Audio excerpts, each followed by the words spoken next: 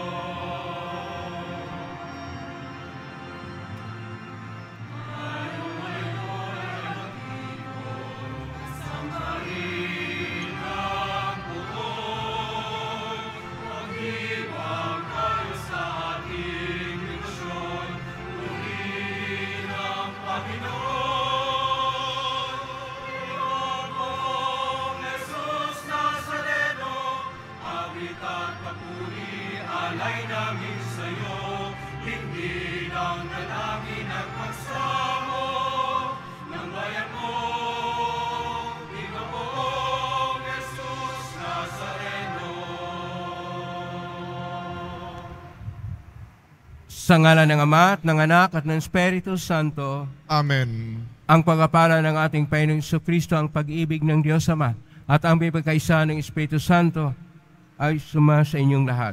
At sumayo rin. Mga kapatid, isang mapagpalang piyesta sa inyong lahat. Kapistahan ngayon ng Nuestro Padre Jesus Nazareno. Sama po natin sa misa natin ngayon ang inyong mga intensyon kay nari sa loob at sa labas ng Basilica Minor at Pambansang Naman ng Jesus Nazareno. Ang mga intensyon ng mga nakiisa sa atin sa bida ng live streaming through Facebook, Live, YouTube, at ang social media dito sa ating bansa at iba't ibang dako ng mundo. Ang mga intensyon, mga nakosposting ng mga groups at chapels at dagdagan din natin ang ating intensyon para sa kapayapaan sa buong mundo, lalo tigit na sa Israel at sa Ukraine. Mga kapatid, aminin po natin ang ating mga kasalanan upang tayo maging marapat gumanap sa banal na pagdiriwang. Inaamin ko sa makapangyarihang Diyos at sa inyong mga kapatid na lubha akong nagkasala sa isip, sa salita, sa gawa at sa aking pagkukulang. Kaya sinasamo ko sa mahal na Birhen Maria, sa lahat ng mga anghel at mga banal, at sa inyong mga kapatid na ako ay panalangin sa Panginoong ating Diyos. Kaawaan tayo makapangyarihang Diyos, patawarin tayo sa ating mga kasalanan, at patnubayan tayo sa buhay na walang hanggan. Amen. Panginoon, kaawaan mo kami. Panginoon, kaawaan mo kami. Kristo, kaawaan mo kami. Kristo, kaawaan mo kami. Panginoon, kaawaan mo kami. Panginoon, kaawaan mo kami.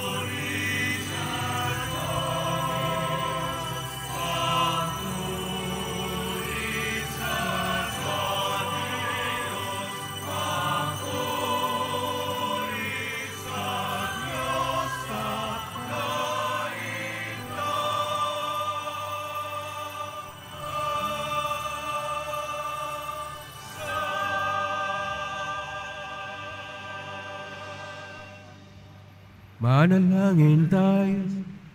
Ama naming makapangyarihan, hilog mong akuin ang yunak ng krus at kamatayan, upang sangkatauhay matubos at mabuhay. Ang pag-ako namin sa krus at kamatayan dito sa lupa, ayon sa diwa ng pagsunod sa iyong na ginanap ng iyong anak, ay magpaging dapat ng aming kamtin ang lubos na katapusan at pagkabuhay sa iyong piling. Sa pangitan ni Kristo, kasama ng Espiritu Santo magpasa walang hanggan.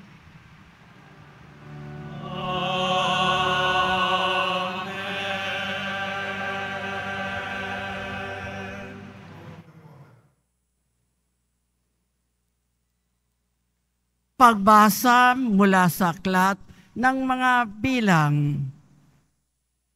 Noong mga araw na iyon, nainip ang mga tao sa pasikot-sikot na paglalakbay. Nagreklamo sila kay Moises, "Inialis mo ba kami sa Ehipto para patayin sa ilang na ito? Wala kaming makain ni mainom. Sawa na kami sa walang kwentang pagkaing ito." Dahil dito, sila'y pinadalhan ng Panginoon ng makamandag na ahas, at sino mang matuka nito ay namamatay. Kaya lumapit sila kay Moises. Sinabi nila, "Nagkasala kami sa Panginoon at sa iyo. Idalangin mo sa kanyang paalisin ang mga ahas na ito." Dumalangin nga si Moises at ganito ang sagot sa kanya ng Panginoon, "Gumawa ka ng isang ahas na tanso.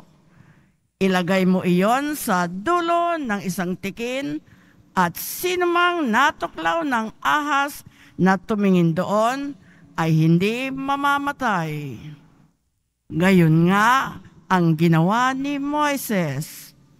Mula noon, lahat ng matuklaw ng ahas, ngunit tumingin sa ahas na tanso, ay hindi namamatay. Ang salita ng Diyos. Salamat sa Diyos. Hindi nila malilimot ang dakilang gawa ng Diyos. Hindi nila malilimot ang dakilang gawa ng Diyos. Kayo ngayon ay makinig sa turo ko, mga anak. Inyong dinggit ulinigin, salita kong binibigkas. Itong aking sasabihin ay bagay na talinghaga. Nangyari pa noong una, kaya ito'y mahiwaga. Hindi nila malilimot ang dakilang gawa ng Diyos. Tatapwat noong sila'y lilipunin na ng Diyos. Nagsisi ang karamihat, sa kanya'y nagbalik loob. Noon nila nagunitang ang sanggalang nila'y ang Diyos. Ang kataas-taasang Diyos ay kanilang manunubos. Hindi nila malilimot ang dakilang gawa ng Diyos. Kaya't siya ay pinuri ng papuring hindi tapat. Pagkat yaoy pakunwarit, balat kayong matatawag. Sa kanilang mga puso, naghahari kataksilan. Hindi sila nagtatapat sa ginawa niyang tipan. Hindi nila malilimot ang dakilang gawa ng Diyos. Gayunpaman, palibhasay Diyos yang mapagin. Ang masamang gawa, pinatawad niyang tambing. Dahilan sa pag-ibig niya'y hindi sila wawasakin. Kung siya may nagagalit, ito'y kanyang pinipigil. Hindi nila nililimot ang dakilang gawa ng Diyos.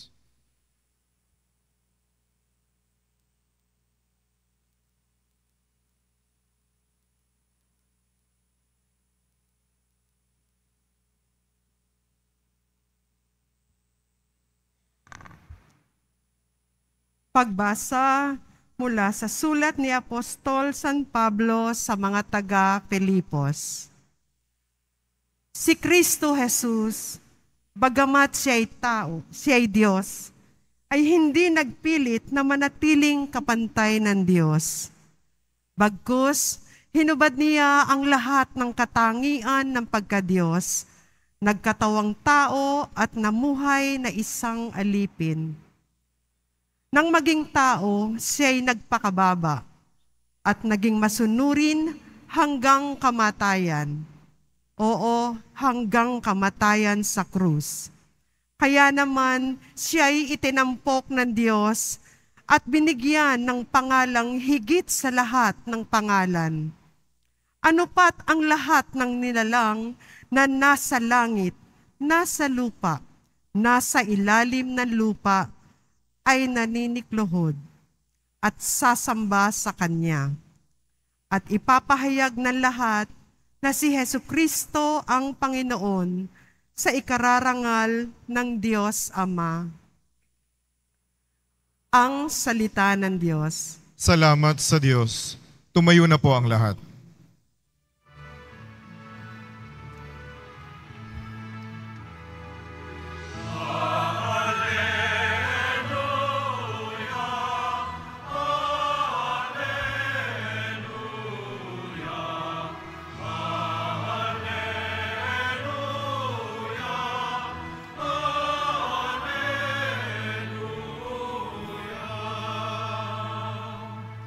Kami sumasamba sa iyo at gumagalang sa krus mo, na kaligtasan ng mundo.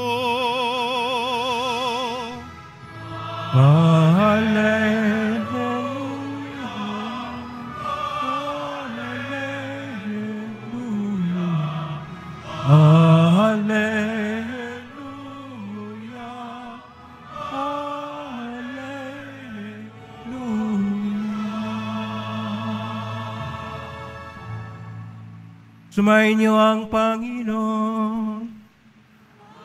Sa inyo rin. Ang mabuting balita ng Panginoon ayon kay San Juan. Puri sa iyo, Panginoon. Noong panahon yon, sinabi ni Jesus kay Nicodemo, walang umakyat sa langit, kundi ang bumaba mula sa langit, ang anak ng tao. At kung paanong itinaas ni Moises ang ahas doon sa ilang, gayon din naman, kailangang itaas ang anak ng Diyos, ng tao, upang ang sinumang sumasampalataya sa Kanya ay magkaroon ng buhay na walang hanggan. Kaya na lamang ang pag-ibig ng Diyos sa sanlibutan, kaya ibinigay niya ang Kanyang bugtong na anak, upang ang sumampalataya sa Kanya ay hindi mapahamak, kundi magkaroon ng buhay na walang hanggan. Sapagkat sinugo ng Diyos ang Kanyang anak, hindi upang hatulang maparusahan ang sanlibutan, kundi upang iligtas ito sa pamamagitan niya. Ang mabuting balita ng Panginoon. Pinupuri ka namin, Panginoong Hesukristo. Isang mapagpalang araw po sa inyong lahat. Purihin po natin ang ating Pong Isus Nazareno. Pakisabi sa katabi nyo, Happy Fiesta! Fiesta ngayon, fiesta nating lahat, fiesta sa ating Pong Isus Nazareno na Nazareno 2024. At ito ay ating paghahanap sa Kanya. Dahil ang tema po, ibig nating makita si Jesus. Ibig naming makita si Jesus. Sino nga gustong makita si Jesus? Pumalakpak nga ng mas malakas. Ibig naming makita si Jesus. Yun ang sinasabi ng mga Grigo kay Filipe na nagpunta kay Andres at nila sa ating Panginoong Isus sa Ebanghelyo ni San Juan, Kapitulo 12, versikulo 21 sumusunod, na siya ring ating hangarin sa buhay. Gusto nating makita ang ating Panginoon. Pero, dapat nating tingnan kung ano ang dapat na dapat nating gawin. Meron pong 3 bagay na dapat nating tingnan sa ating pagdiriwang at ang ating mga pagbasa. Una, ang ating pagkilala sa ating Panginoon Hesus. Pangalawa, ang ating pagkilala rin sa ating simbahan at kung sino tayo at ano ang ating misyon. Yun ba ay kaparehas na ating debosyon? At ito ba ay siyang tunay na pakipagtagpo sa Panginoon? Sa atin po mga pagbasa ay klaro po ang ibinibigay. At una sa lahat, dapat po nating tingnan ang ating Ebanghelyo ni San Juan, Kapitulo 3, verso 13 hanggang 17. Ito yung sekreto na pagpunta ni Nicodemo kay Panginoong Hesus Nazareno. At siya'y nagpunta sa gabi. Bakit po sa gabi, hindi sa araw? Pangalawa, bakit nagpunta siya? Siya yung Rabbi, guro, pantas ng mga Hudyo. Sa ating Panginoon ay isa lang karpintero. Kaya noong sinabi ni Nicodemo na kinikilala siya, na pinadala ng Diyos, ang ating Panginoon ay nagsabi sa kanya ng mga mahalaga na bagay. Una, sa pagtingnan po natin ang ating Ebanghelyo, na mula pa sa simula, ito po ay mula sa Kapitulo 3, verso 1, na kung saan sinabi ng ating Panginoong Hesus, una, dapat siya'y magkaroon ng pagbinyag. At ang pagbinyag ay ilangan ng isang salita. Sa mga Hudyo, ito'y tinatawag na teshuvah. Teshuvah, ibig sabihin, babalik sa Diyos. At paano babalik sa Diyos? Siyempre, sinasabi ng ating Panginoon sa Ebanghelyo ni San Juan, Kapitulo 3, una, dapat maniwala siya sa mga bagay-bagay na mula sa langit. Ano 10? Kaya, dapat magpabinyag siya hindi lang sa tubig, bagkus sa Espiritu. At sinabi naman itong si Nicodemo na isang pantas. Paano? Paano ko ang pag-akala niya, pinanganak mula sa langit, paano siya papasok sa kanyang ina? Sinabi ng ating Panginoon, hindi iba. Dapat gaya ng hangin at Espiritu. Ang tinuturing nating Panginoon dito ay tinatawag na ruach. Ang ruach ay Espiritu ng Diyos na mangyari at hindi dapat hadlangan ng mga makataong struktura at mga pisikal na mga hadlang. Kaya, sinasabi ngayon, dito na tayo sa versikulo 13 hanggang 17, na sinasabi ng ating Panginoon, kasi siya ay sa lupa lang. Kaya sinasabi ng Panginoon sa versikulo 13, na yun lang ang umakyat sa langit at bumaba sa langit at yun ang anak ng tao. Ibig sabihin ng ating Panginoon Hesus ang nakakaalam. Kaya siya na pantas, hindi niya alam. Kaya ang kahulugan nito, una, na siya ay magkaroon ng pag-aalay ng buhay.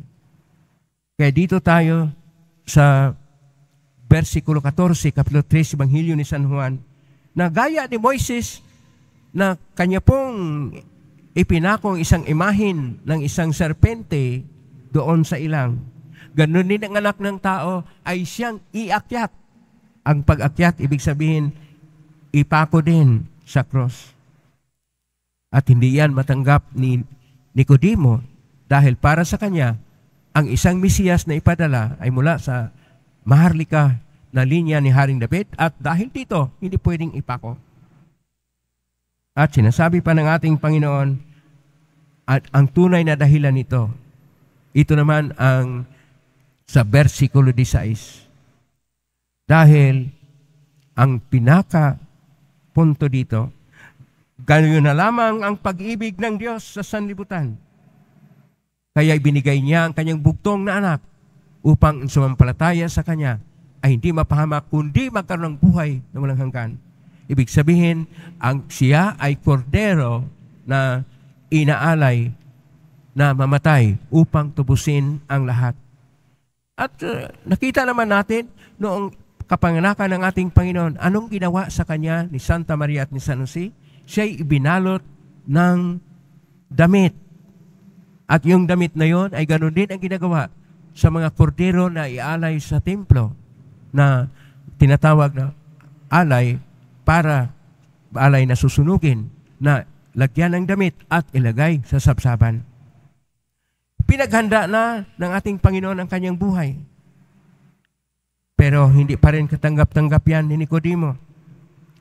Kaya sinasabi ng ating Panginoon, sinugo ng Diyos ang kanyang anak hindi upang hatulang parusahan ng sanlibutan, kundi upang iligtas sa pamagitan niya.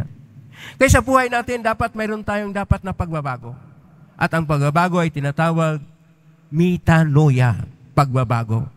Pagbabago sa ating pag-isip, kaya ang pag-iisip, halimbawa, itong mga Griego na lumapit sa ating Panginoon sa Ebanghelyo ni San Juan, Kapitulo 12, versikulo 21 at sumusunod, kaya nga nagkaroon tayo na ibig naming makita si Jesus nung lapitan na si Filipe.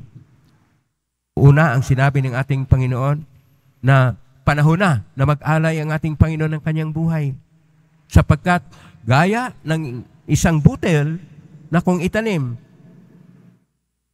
kailangan itong mamatay upang magkaroon ng maraming bunga. At ang sinasabi pa, ang maglingkod sa kanya ay dapat sumunod sa kanya. Ibig sabihin, handang mag-alay. Ang ibig sabihin dito, dapat ang buhay natin, tanggapin natin ang cross. Tanggapin natin ang lahat ng mga hamon sa buhay. Tanggapin natin ang lahat ng mga pagsubok sa buhay, sapagkat itong bahagi ng ating pagdaanan ng buhay at hindi tayo aayaw. Kaya dapat tingnan po natin na mayroong tatlo na paningin. Ang unang paningin ay paningin ng mga Griego sa Ebanghelyo ni San Juan, Kapitulo 12, 21, na yung tema natin na tinatawag dito, philosophical bias. Bias sila sapagkat gusto nila na tungkol lang sa buhay. Ang pangalawa na bias, yung ginawa ni Herodes na mayroon siyang political bias.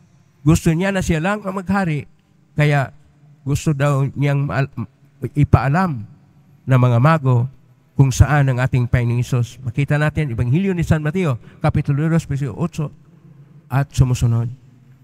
At ang pangatlo, yung tinatawag na theological bias. Ang bias sa pagtingin sa reliyon na ito yung kay Nicodemos. Na dapat, ang sabi ng ating Panginoon, simple lang. Dapat galing sa Diyos. Dapat galing sa langit. At hindi sa kung ano na mga tradisyon. Sapagkat si Nicodemos may tatlong tradisyon. Tradisyon ang Torah, tradisyon ng mga kautusan na gawa ni Moises. Pangalawa, ang tradisyon ng mga nabiim, ng mga turo ng mga propita. At pangatlo, ang tradisyon ng kitubim na pagtuturo ng mga nasa tinatawag na tradisyon ng karunungan. Pero para sa ating Panginoon, ang mahalaga, dapat ang Mesiyas na galing sa langit ay dapat tanggapin sapagkat sa pagtanggap sa Kanya ng buo, tapat at dapat atin pong makita ang ating Panginoon. Gusto niyo bang makita ang Panginoon? Amen? Kaya gusto nating makita, kailangan tayo ay tapat sa Kanya. At kung ano ang dapat nating gawin, ay dapat at buo. At ito ang walang mga bias, bagkus pag-ibig sa Kanya ng tunay, sapagkat ang mensahe naman ng Panginoong Hesukristo upang makita natin Siya, ay mamuhay tayo sa pag-ibig. Nang dahil sa pag-ibig, makita natin ang Panginoon. Amen? Purihin natin ang Diyos. Tumayo na po ang lahat.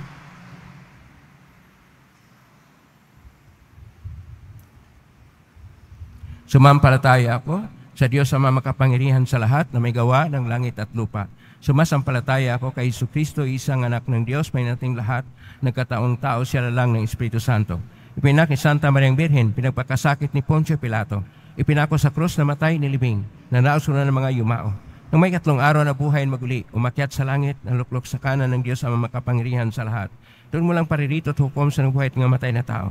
Sumasampalataya naman ako sa Diyos Espiritu Santo, sa banal na simbahang Katolika, sa kasama ng mga banal, sa kapatawaran ng mga kasalanan, sa pagkabuhay ng muli ng matay na tao at sa buhay na walang hanggan. Amen. Ngayon, mahal ko mga kapatid, idulog natin sa mahal na pong Jesus Nazareno ang ating mga kahilingan. Taglay ang matibay na panampalataya sa kanyang pagkadiyos, ang tapat na pag-asa sa kanyang kapangyarihan at ang maningas na pag-ibig sa kanyang puso. Atin pong itutugon, mahal na pong Jesus Nazareno, kaawaan mo kami. Mahal na pong Jesus Nazareno, kaawaan mo kami.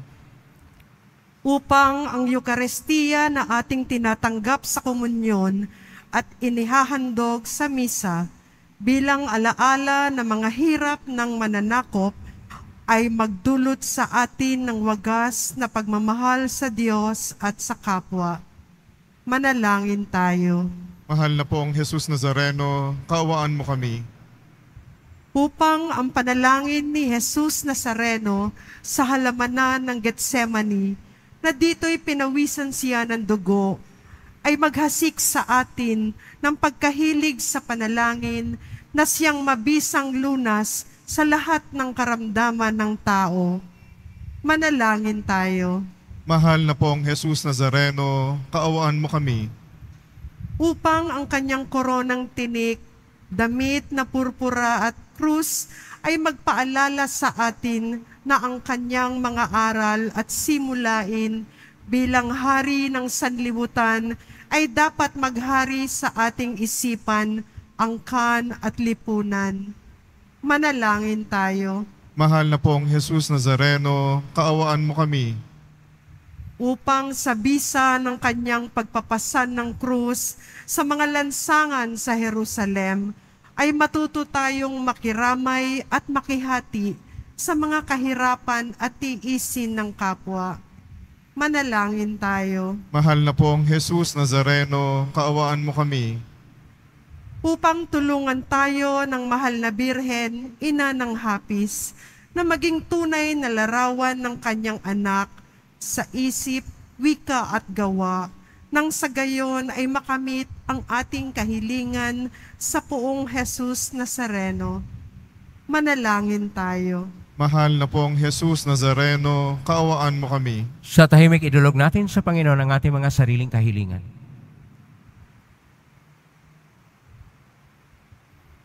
Ama naming mapagmahal, nahayag sa salita gawa, buhay at kamatayan ng iyong anak, na ang Diyos ay pag-ibig. May payag din naman namin ang katotohanan ito sa pangitan ni Jesus Nazareno, Panginoon namin, magpa sa walang hanggan. Amen. Maupo na po ang lahat.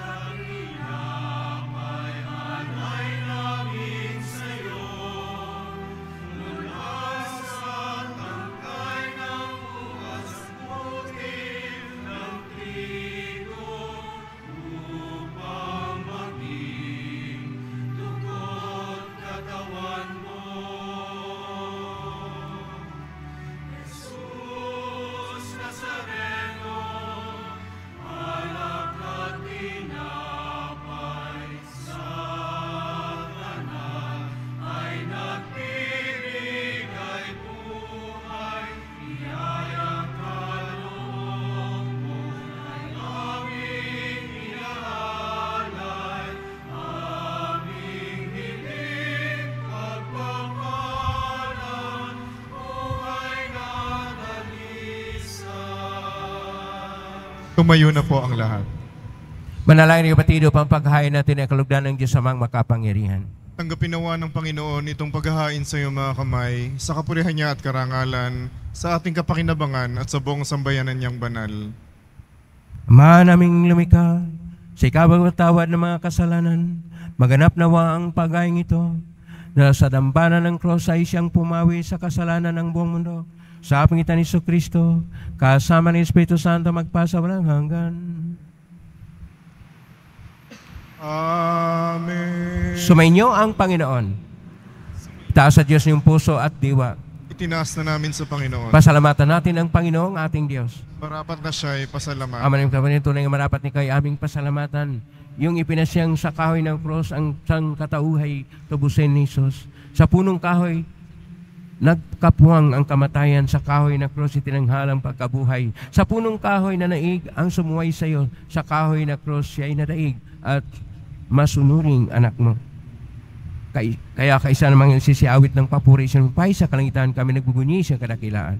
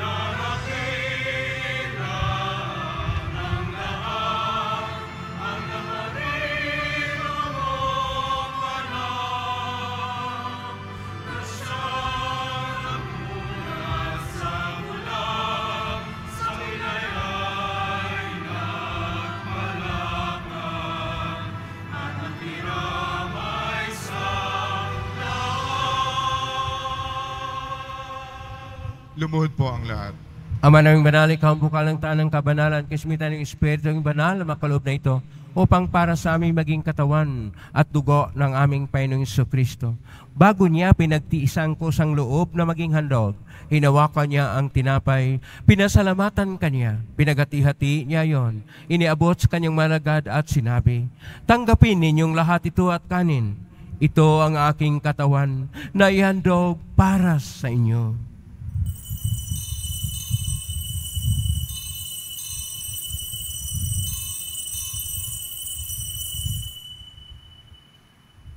Gaya naman nang matapos ang hapunan, hinawakan niya ang kalis, muli kanyang pinasalamatan. Inabot niya ang kalis sa kanyang malagad at sinabi, tanggapin ninyong lahat ito at inamin. Ito ang kalis ng aking dugo ng bago at walang hanggang tipan. Ang aking dugo na ibubuhos para sa inyo at para sa lahat sa kapagpapatawad ng mga kasalanan. Gawin niyo ito sa pag-alala sa akin.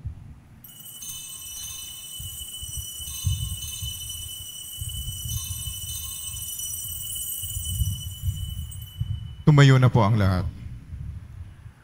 Ang misteryo ng pananampalataya.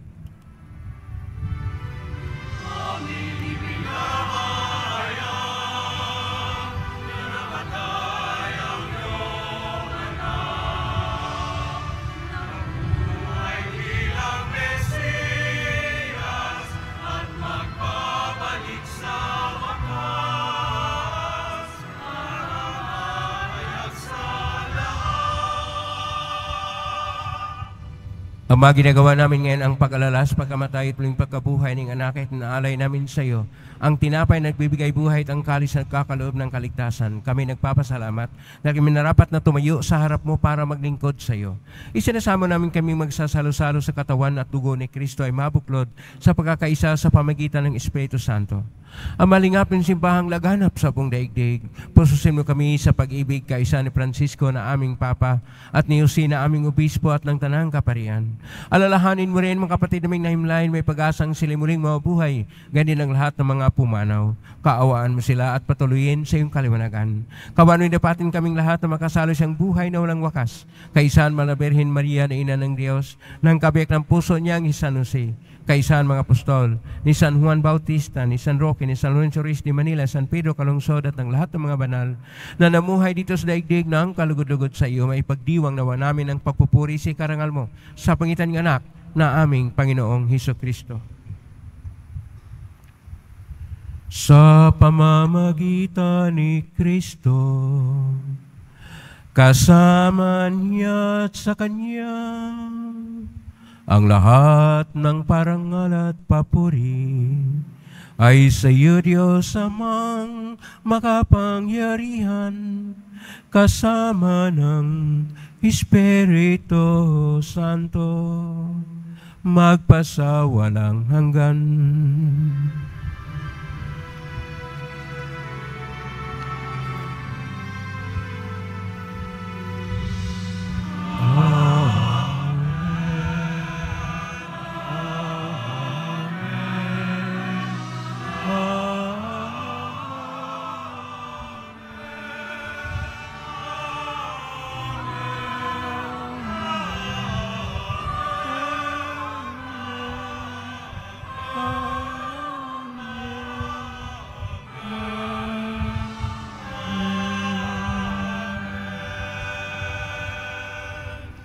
Sa tagubilin ng magaling na utos sa turo ni Jesus na pain natin at Diyos, ipahayag natin ng lakas loob.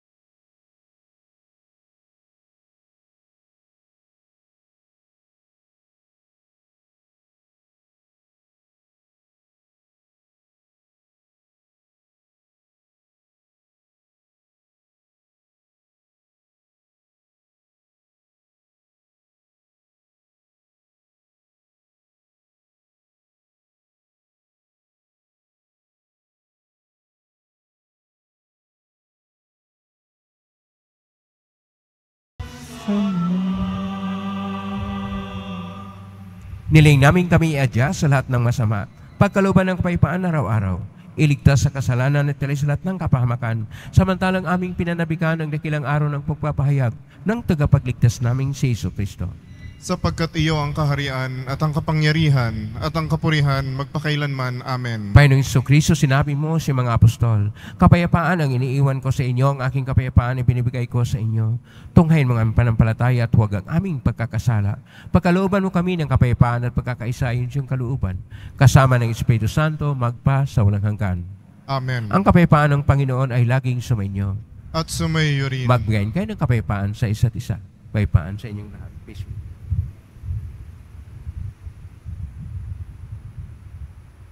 Kordero ng Diyos na nag-aalis ng mga kasalanan ng sanlibutan, maawa ka sa amin. Kordero ng Diyos na nag-aalis ng mga kasalanan ng sanlibutan, maawa ka sa amin. Kordero ng Diyos na nag-aalis ng mga kasalanan ng sanlibutan, ipagkaloob mo sa amin ang kapayapaan. Lumuhod po ang lahat. Ito ang kordero ng Diyos. Ito ang nag-aalis ng mga kasalanan ng sanlibutan. Mapalad ang mga inaanyayahan sa piging ng kordero. Panginoon, hindi ako karapat-dapat na magpatuloy sa iyo, ngunit sa isang salita mo lamang ay gagaling na ako. Katawan ni Kristo. Amen.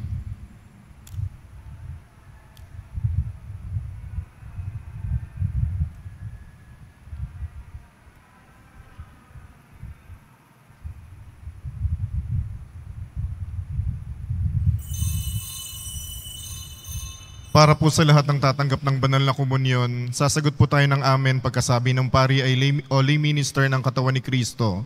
At isubo agad sa bibig bago umalis sa harapan ng pari o lay minister. Sumunod po tayo. Maraming salamat po.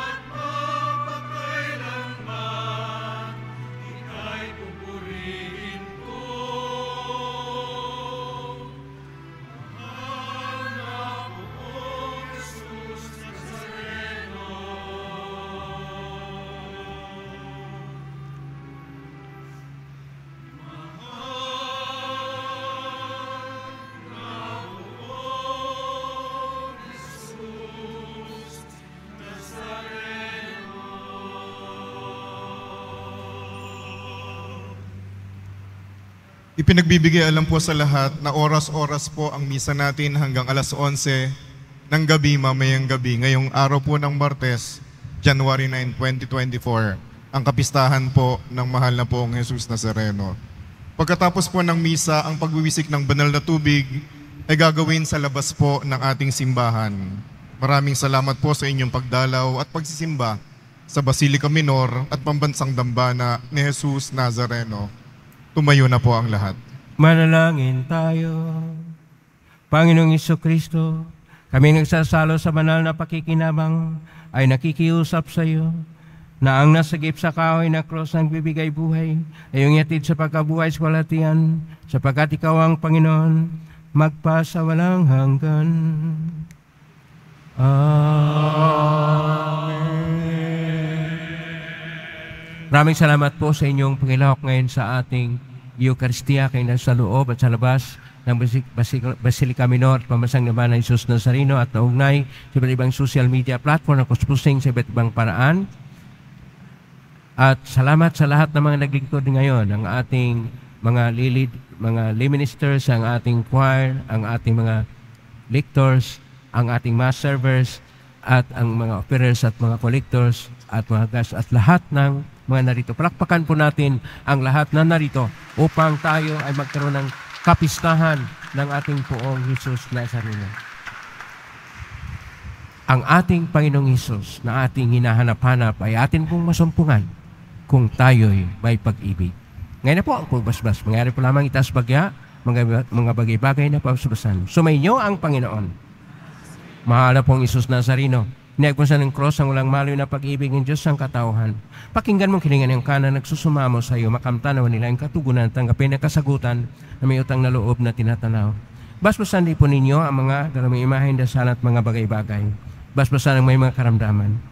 Sa pangitan ng benisyon ito na may maalala ang pangakon sa binyag na ikaw ang ibigin at paglingkuran bilang Panginoon magpa sa walang hanggan. Amen. Pagpalain kayo makapangyarihang Diyos, Ama at Anak at Espiritu Santo.